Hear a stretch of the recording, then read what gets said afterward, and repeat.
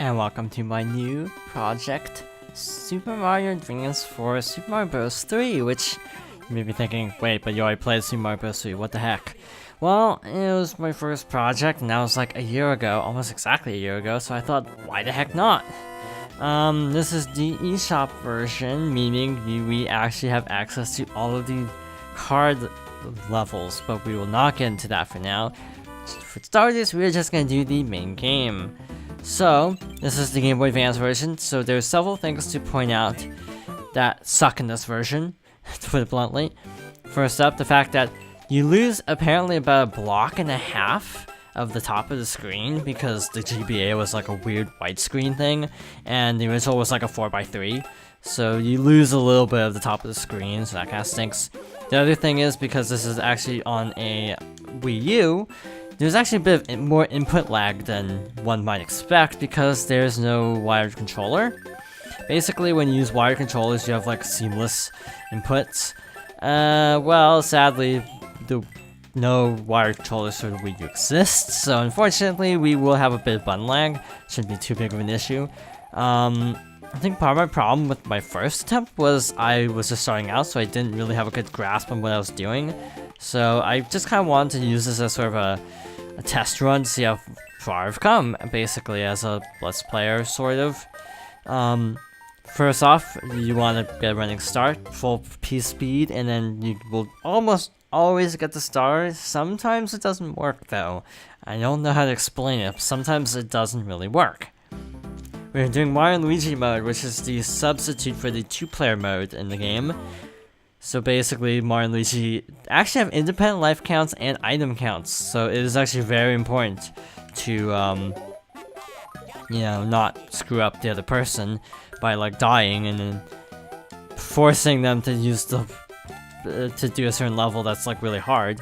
So, one of the well-known secrets in the game, I actually forgot to show a well-known secret in the first level, there's actually a hidden warp pipe where you can actually get into a room with a giant 3 in it, so I forgot to show that. Oh well, this isn't going to be like 100% in terms of all secrets or anything. I'm just going to show what I can.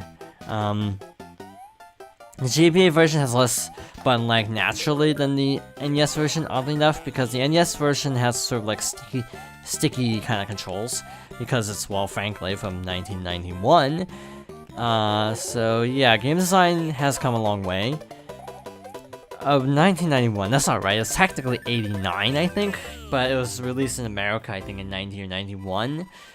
But again, I don't actually know, because I don't actually follow the particulars of stuff like that. As you can see, World 1 is pretty straightforward, so I don't have much to say here.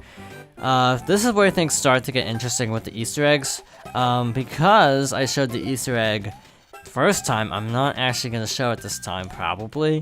I'm just gonna get a normal clear in this level, I think. You know what, I should have gone back and looked at the old video and see if I actually did this secret or not. Yeah, that would have been a good idea. I can't remember in the fortress if I fought Boom Boom or if I got the warp whistle. I can't actually remember. But actually, this isn't an issue, because, okay, interrupting myself, if you hold down on the block, everyone knows this trick, I don't need to explain it, but I'm gonna do it anyway. You go behind the scenery, you can go here, get a warp whistle. Everyone knows this, so it's like, but again, I'm showing this one just because it's basically you have to go here anyway, it's not like super out of the way. The next one, I'm actually going to, do a little bit of cheating, but that's gonna be another level away. Okay. This is the first Toad House. I don't know why I'm going into it with Luigi, but we are. Yeah, like the ceiling of the Toad House is just completely cut off in this version. 1-4 has the first big secret of the game.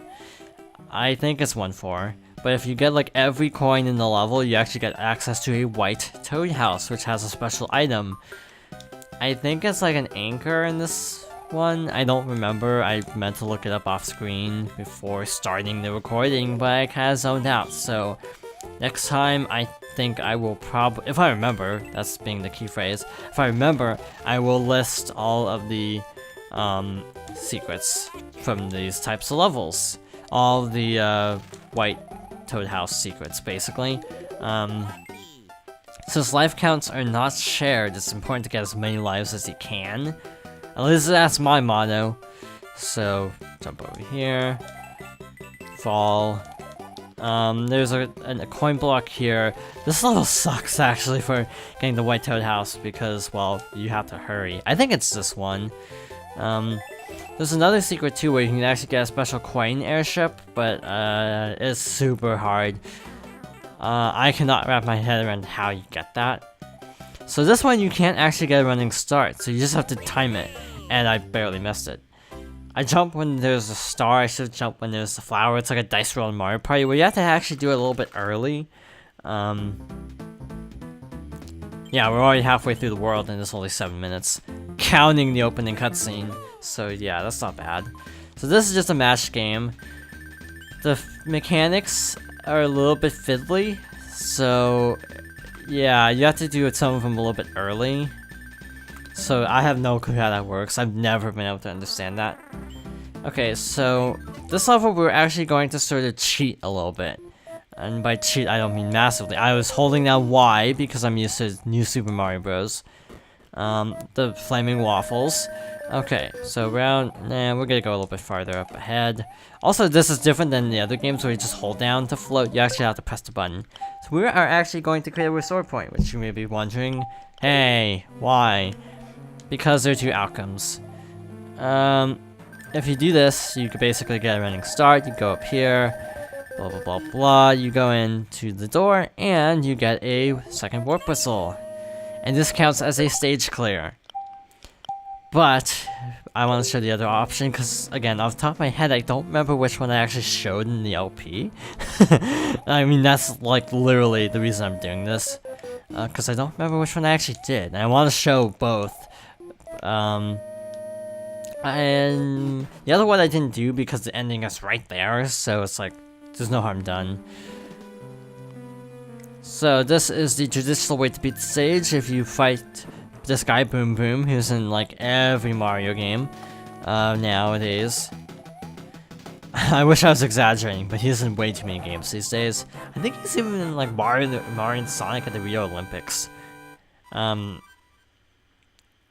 Yeah, I just have this distinct recollection that he was going to be in that one. I don't remember if it's a true recollection, but it's a recollection nonetheless. I'm not saving just because I'm going to use restore points in case I screw something up with a recording. It's just a little bit of a failsafe. That was not what I intended to do, but it worked out in the end. Sometimes after you collect the item, you can actually break the blocks, and there'll be a fire flower, no dice. This time. Looks like we're gonna end up around 20 minutes, which is optimal.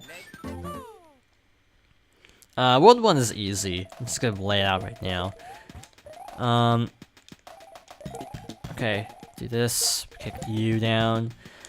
Go here and jump there, and you actually get a hidden block that takes you to Coin Heaven, which is just basically a cloudy spot with a lot of coins in it, so we don't need to actually show it because I just explained it. This level's really short, actually. Like in Mario seconds, that's 30 seconds, and in real seconds, that's even shorter than that. Mario seconds, if I haven't explained it yet, Mario seconds are actually slightly shorter than real seconds. I think they're like a percentage, like it's like 75% of a real second, which sounds really bizarre, but it's actually true. That, yeah, time goes a little bit faster. It's the worst, I think. No, wait, it's actually different per game. Like, this game is, I think, like, you know, what I was saying, like, you know, 75% based on the timing. But Super Mario Bros. The seconds are, like, literally a countdown. It's not, like, even a real second. There's a trick here you can do. It's really hard to pull off, but if you can build up P speed on this little ledge, you can actually fly to the end. It's actually really hard to pull off for me. I don't have the speedrun strats down. I think if you have enough speed, you can actually get to the end, because it's right there, but I kind of chickened out at the end just to be safe. I mean, it's really bad to die in World 1. I feel less bad about dying in World 2, even. Just because dying in World 2, at least you have the Angry Sun level, so you can kind of blame that. Another mushroom house. Fire flower, not necessary at this point. It's going to be very helpful in the next world though. And we have Mario to save the day. Sorry Luigi, you're gonna have to sit this one out. Oh, it's terrible, the king has been transformed. Please find the board magic wand so we can change it back. If you're wondering, in Super Mario RPG, towards the beginning, I was doing a Toad voice, and like literally, I was losing my voice. Like literally, I couldn't talk after that. So yeah, no more Toad voices, unless you really want to hear a Toad voice. What's the name of the good Toad voice? Just want to point that out. Whoa, okay. There's a little bit of a slippery mechanics to deal with here. Not too bad, it's just, I don't know. It feels different than like New Super Mario Bros. Or even like, Mario Maker. And yeah, I know a lot of people go for the fire kill on Larry, but I'm not gonna do that because I'm terrible at fire kills. Fire kills is basically when you just use fireballs to take out the Koopaling. I cannot pull that off for the life of me. Later airships will have a block here, so keep that in mind. That's irrelevant right now. All you gotta do is just stomp this guy into the ground. I don't know, personally, people always say fire kills are better. It's not that big of a deal. Another interesting trick about speedruns is you actually don't do this. In speedruns, catching the wand in midair actually causes Mario to fall slower than catching the wand on the ground. So it's actually less advantageous, because see, Mario's position is higher up on the screen and he has to fall farther. And the wand falls farther than Mario, so it's actually easier to just, you know, do the thing I was talking about. Oh, splendid. I'm back to my old stuff again. Thank you so much. Here's a letter from the princess. We'll be seeing that line a lot, by the way. A Toad is raised on the roof. Greetings. If you see any ghosts, be careful. They will give chase if you turn away. I've enclosed a jewel that helps protect you. Princess Toadstool. Yeah, back when she was called Princess Toadstool. That's the P-Wing, which we will not be using for a very long time. But we have a perfect clear in World 1, meaning we have done everything. And now in World 2, which is the Desert Land. A lot of people are not crazy about Desert Land, so this will be fun. But in any case, thank you for watching this short first video, and I hope you join me next time for more Super Mario Bros. 3.